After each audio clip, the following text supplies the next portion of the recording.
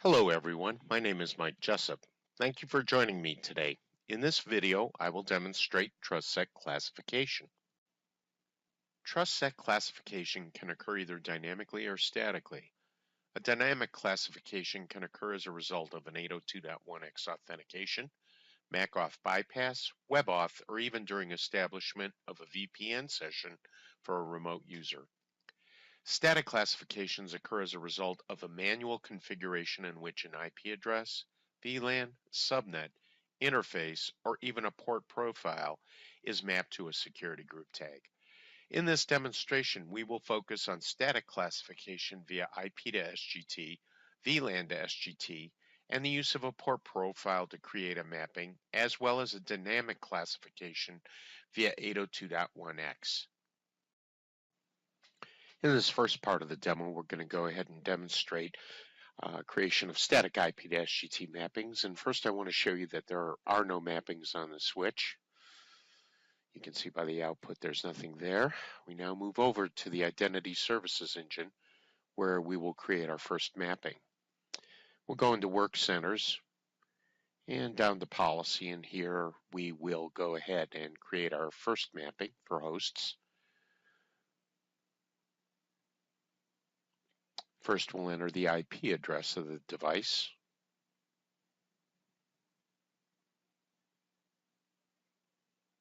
And once we have this IP address defined, we'll go ahead and select the security group tag that will be associated with it. We then select the devices that this will be deployed to, and here we're going to choose a network device group named DC switch. Once created, we now need to deploy this to those devices.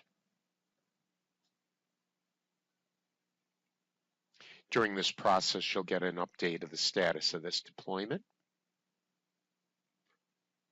And once this has been completed, we're going to go ahead then back over to the CLI. Here, we'll display the mappings that now exist, and as you can see, here we have our newly created mapping. I'm now going to demonstrate how you create a mapping via the CLI at the network device. Simply enter in this following command, CTS role-based SGT map, the IP address of the device, and then the security group tag that will be associated with it.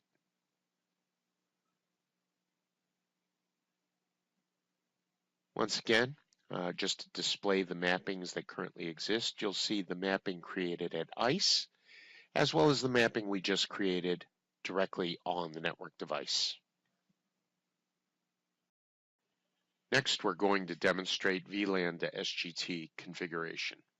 Once again, just to show you the mappings we previously configured, we're now going to go ahead and enter configuration mode, and specifically VLAN configuration.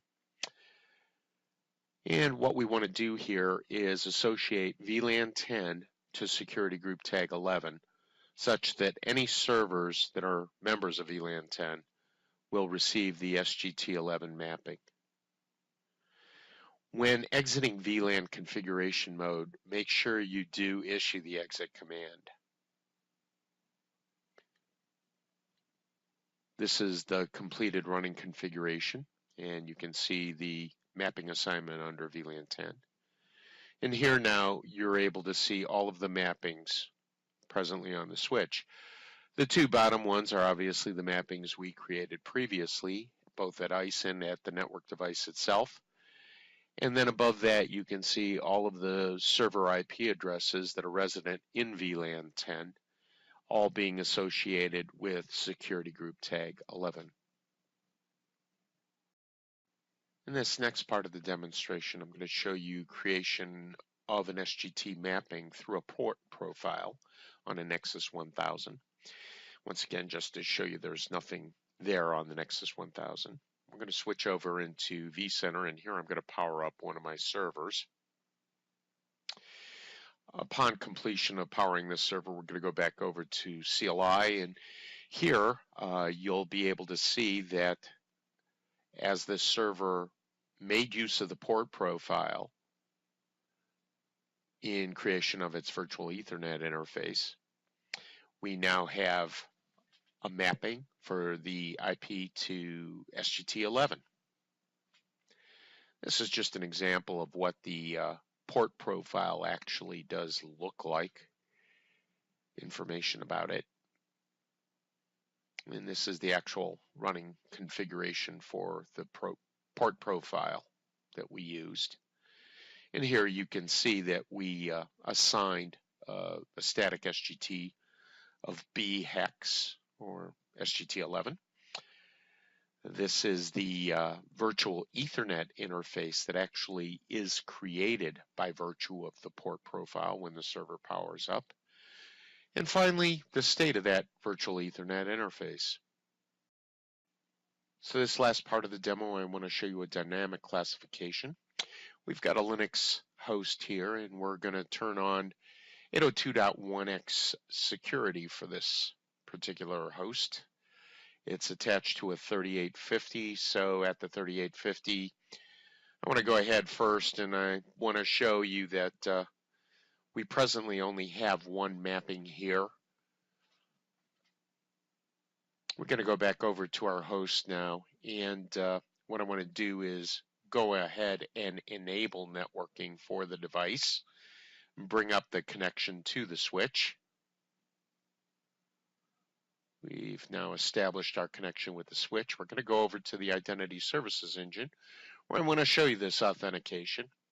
Here you can see the device authentication. You can see it was successful, and that the device was assigned to security group contractors. We also have the IP address here of 10.150.10.127. This mapping was obviously dynamically created through the 802.1x authentication at ICE. And we'll go back over to the switch console, where here we'll display our mappings, and you can see 10.150.10.127 has in fact been assigned security group tag 5. This concludes our demonstration of TrustSec classifications. For further information, please check out cisco.com/go/TrustSec. Thank you very much for your time.